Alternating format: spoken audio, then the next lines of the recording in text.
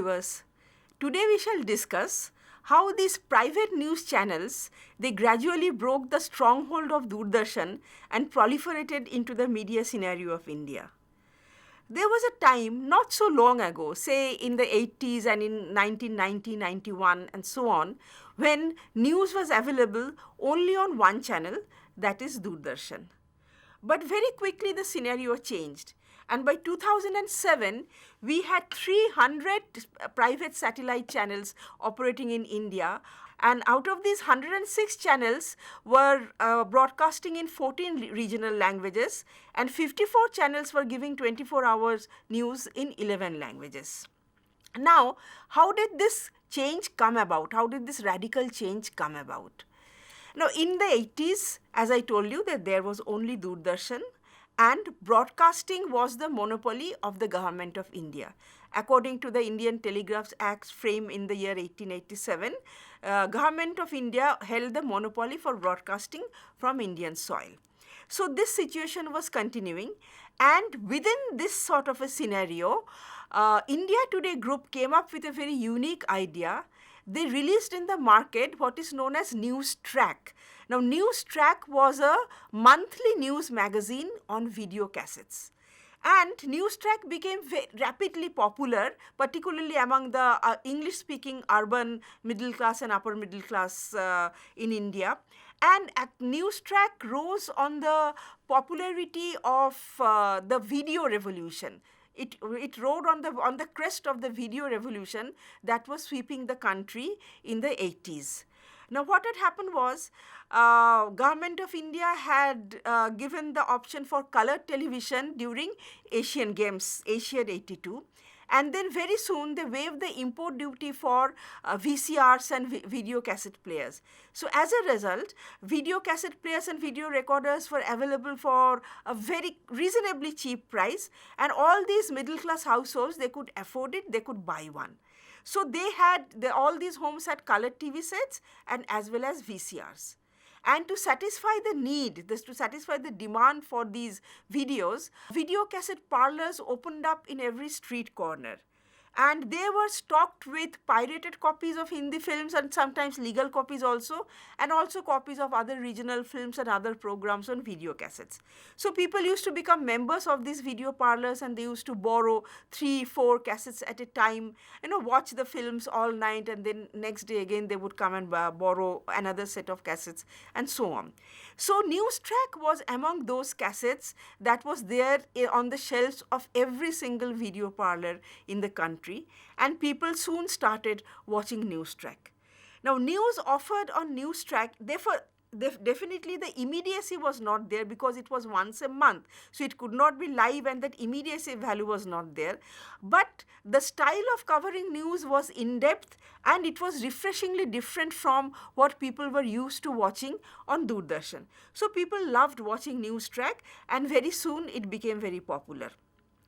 One of the high points in the career graph of News Track is the coverage of the Babri Masjid demolition on 6th of December 1991. Now, that News Track, that entire bulletin was dedicated to this Babri Masjid demolition, and they had shown the gradual build-up of frenzy, the Kar Sevaks congregating at Ayodhya, and then of course on that final D-Day they got rare glimpses of very top-notch political leaders, sitting very comfortably and watching the spectacle of the demolition and sipping tea, foreign news journalists running helter-skelter, they are being attacked by the Kar Sevaks and so on and so forth. So that was really a high point in the journalistic parlance, and also News Track did very brisk business at that point of time. Now, we must remember that at that time in 1991, cable TV had just come into the urban homes, and BBC and CNN were available. BBC and CNN had also done coverage of this Babri Masjid demolition, but the coverage of News Track was more in-depth and it had greater punch. So that's why that particular episode of News Track became very, very popular. So that was the scenario in the 80s and the early 90s. And then,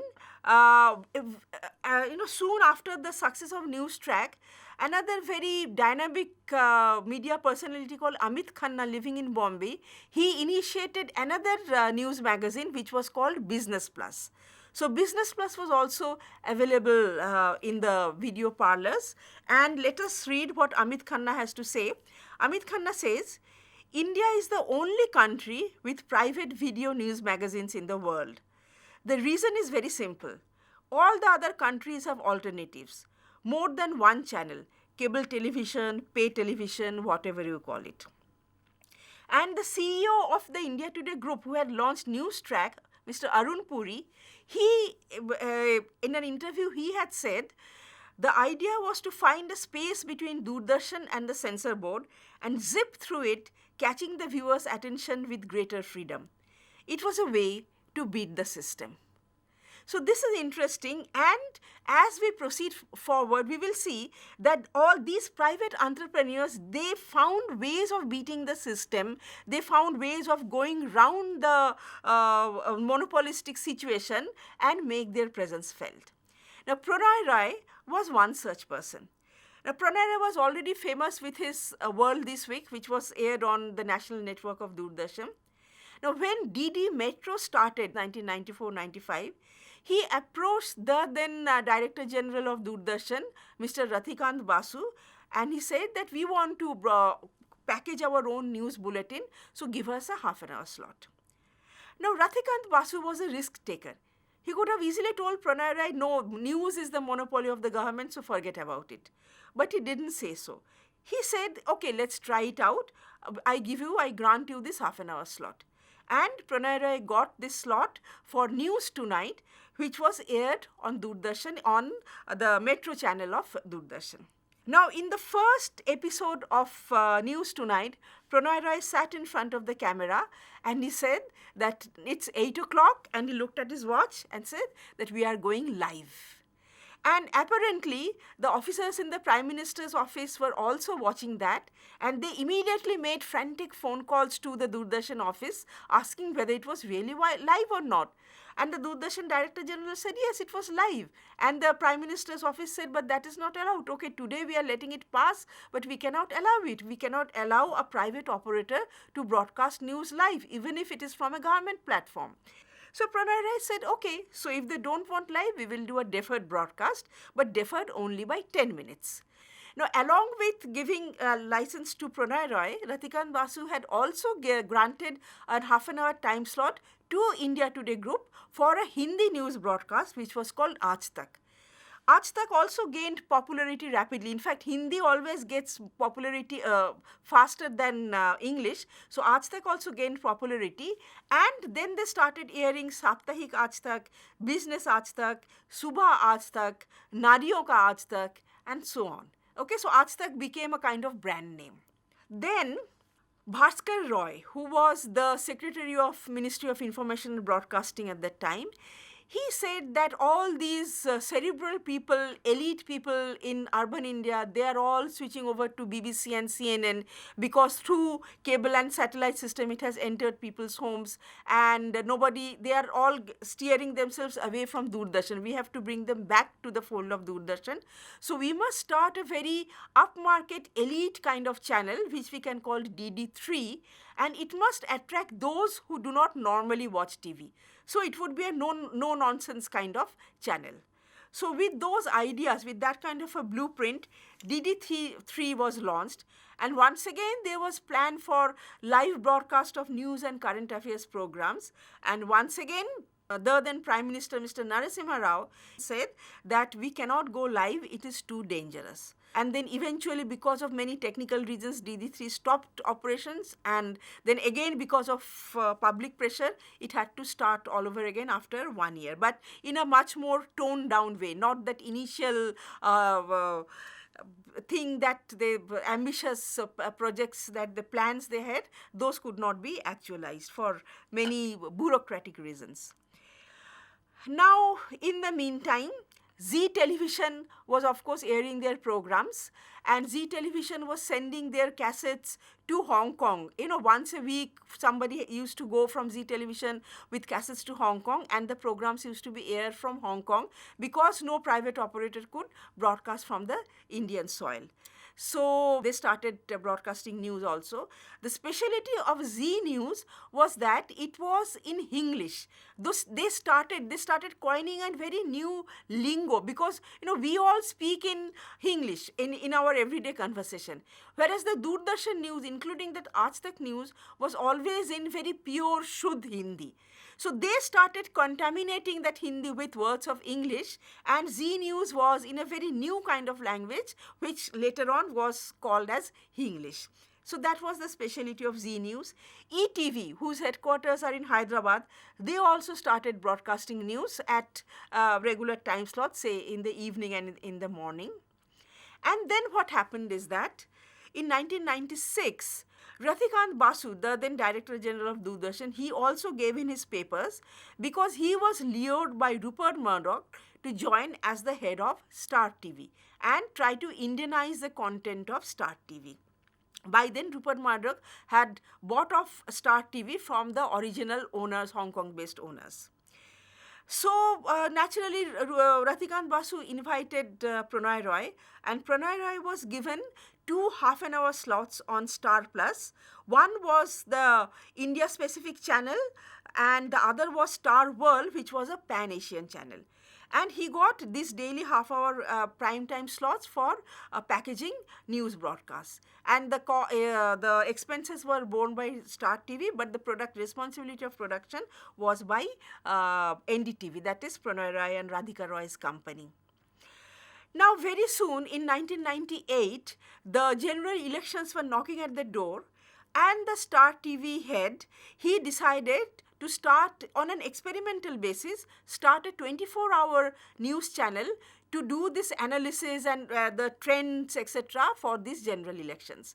So the Star News, which was by Prannoy Roy, it was expanded to a 24-hour channel, and that was the first 24-hour news channel that India experienced. This was on an experimental basis for 3 months, but it went so well and became so popular that after 3 months, it was extended, and Star TV struck a contract with Prannoy Roy for 5 years. And the terms of the contract were such that production of the news was entirely the responsibility of NDTV, but the broadcasting responsibility lay with Star TV, and also revenue generation and getting sponsorship, etc., also lay with Star TV. Then in the year 2000, AajTak, who were operating under Doordarshan so far, they quit Doordarshan and decided to go it alone. In fact, there was talk for AajTak to partner with CNN, that is CNN AajTak News. But eventually that partnership fell through because CNN changed its terms of contracts, and CNN wanted a greater share of the other India Today group ventures like the India Today magazines and so on and so forth, which was not acceptable to Arun Puri. So Arun Puri decided to go it alone. Now, Arun Puri did a couple of very bold things. First of all, he was the only person, or his group was the only group, the India Today group, that digitized their setup completely, and they were the first ones in India to operate from a fully automated newsroom. Now, what does a fully automated newsroom mean?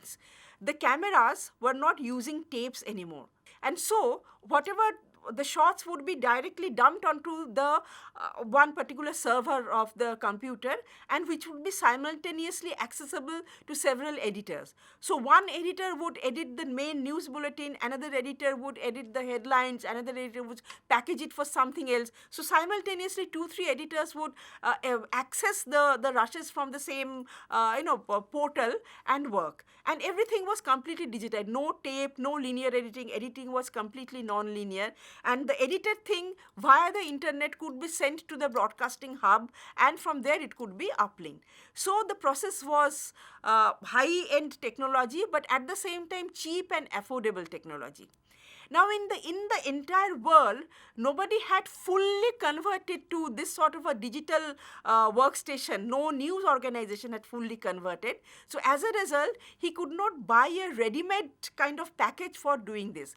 So, he got in touch with a Czechoslovakian company, and they assembled this entire setup that was required for AajTak.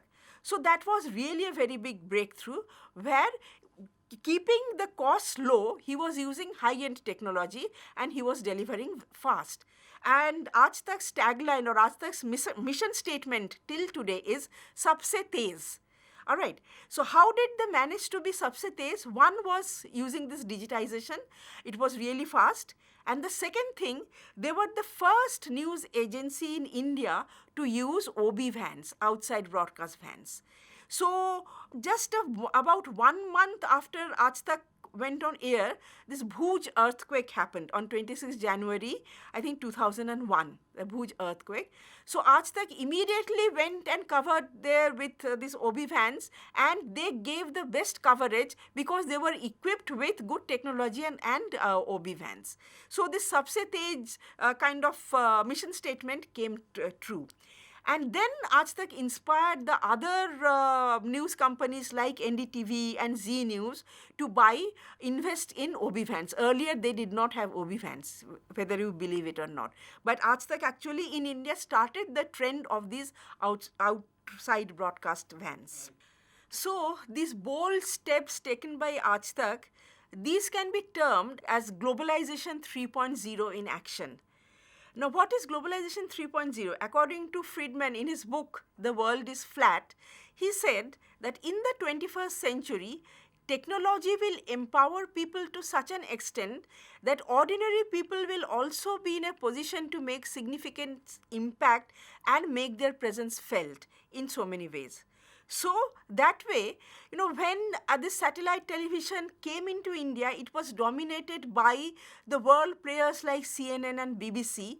And within a few years, the Indians were taking over NDTV, AajTak, Zee TV, which were totally indigenous, homegrown entrepreneurs, homegrown channels. They were taking over, and they were doing so by having a very a kind of killer instinct and entrepreneurial spirit and the creativity to optimize technology. So AajTak became a market leader within a few years. So within a year of its launch, in fact, AajTak broke even on the initial investment and became a leader in the news market, which is no mean feat. And the group CEO of AajTak, Mr. Ashish Bagga, he has recently said in an interview, AajTak was the first news channel to cross the 100 million viewership barrier consistently for 20 weeks in a row. So again, that's quite commendable. Now, NDTV soon followed the footsteps of AajTak. As soon as their contract with Star TV got over, they broke free from Star TV and they started three in news channels. They started NDTV 24/7 in English, NDTV India in Hindi, and NDTV Profit. They started to operating independently with these three news channels. Now, one important thing had happened in the Indian media scenario. I mean, that is also another reason why AajTak could really flourish so well. And that is that Government of India's monopoly over broadcasting was legally broken down by a Supreme Court ruling. So by the year 2000, private broadcasters they were allowed to operate from Indian soil. So AajTak was being broadcast from India. When NDTV broke free from Star News, they also started broadcasting from Indian soil. Now, another interesting way in which the Indian news journalists have really tapped into technology is one interesting example. During the Mumbai floods, Star News, they announced in their news bulletin that please send using your mobile phone cameras, take videos of the flood in different parts of Mumbai and please send us by email, which we will include in our news bulletin. And they actually did, they got 146 video clips emailed from mobile phones from citizens trapped in the floods, and which were part of their news coverage. These are some of the visuals of the Mumbai floods taken over mobile phone. So that was again another very innovative use of technology, and also involving people into the process of news making. So now the people, common people, were no longer just at the receiving end, but they also became news makers in a way. And then CNN, IBN of course started citizen journalist later on, but then that's another story. Another interesting thing happened. Zee TV, whose owner is Subhash Chandra, Zee TV became the first Indian media firm to be listed on Bombay Stock Exchange in 1993. Okay. Now, earlier, all these newspaper barons, say Hindu or Anand Bazar Patrika or Times of India, Indian Express, these still operate as family business. They do not give out shares into they do not sell public shares. But these, in the media and entertainment industry, the entrepreneurs in the media and entertainment industry, they were more bold, more forward-looking, and they started giving out public shares for their companies, and as a result, they could get money from the public. So Zee was the first, then all the other companies also followed suit, and AajTak was the first news channel to fund itself through a public issue in 2002. NDTV also followed suit, and media stocks have consistently performed well on the browsers. So that is also a good thing. So therefore, that was another innovative way of raising funds for running the media houses.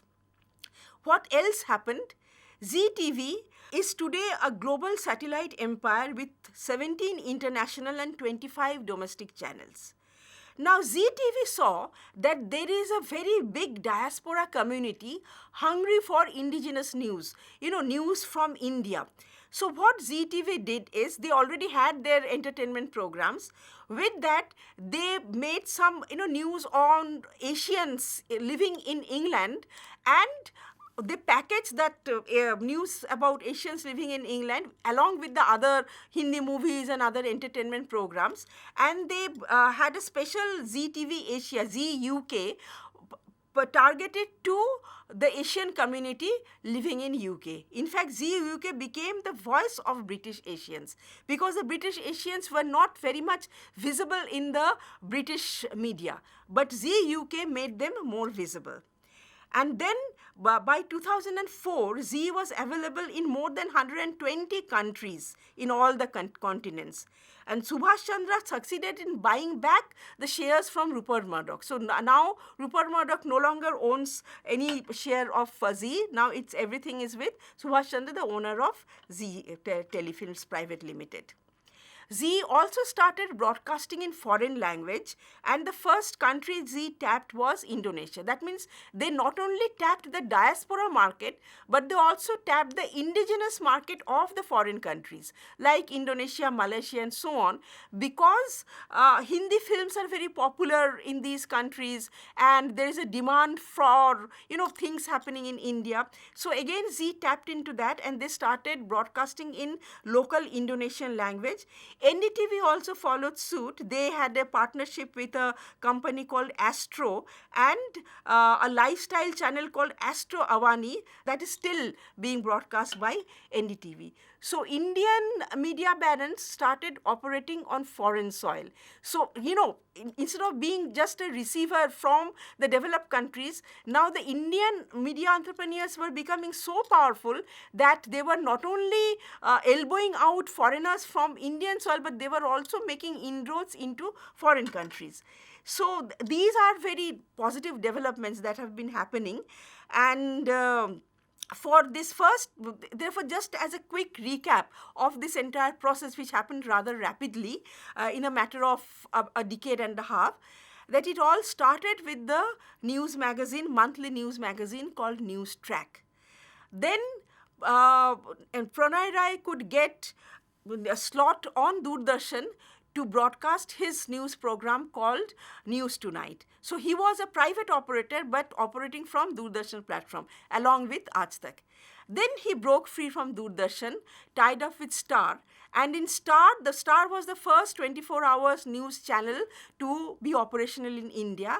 And then AajTak also broke away from Doordarshan, and AajTak was the first indigenous, wholly Indian 24-hour news channel broadcasting from Indian soil, not only operationally in India but also broadcasting from Indian soil.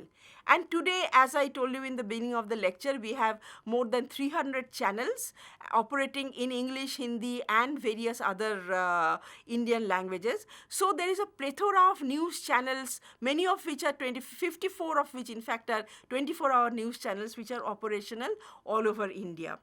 So in many ways, the story of broadcasting is the story of transformation of the Indian state and society since 1991. 1991 was the year when liberalization was started by the Narasimha Rao government. Economic liberalization started, and along with the economic liberalization of the media also happened parallelly, simultaneously. So therefore, the story of the empowerment of Indian media and the story of India's economic liberalization, they are actually very closely interwoven and they go hand in hand.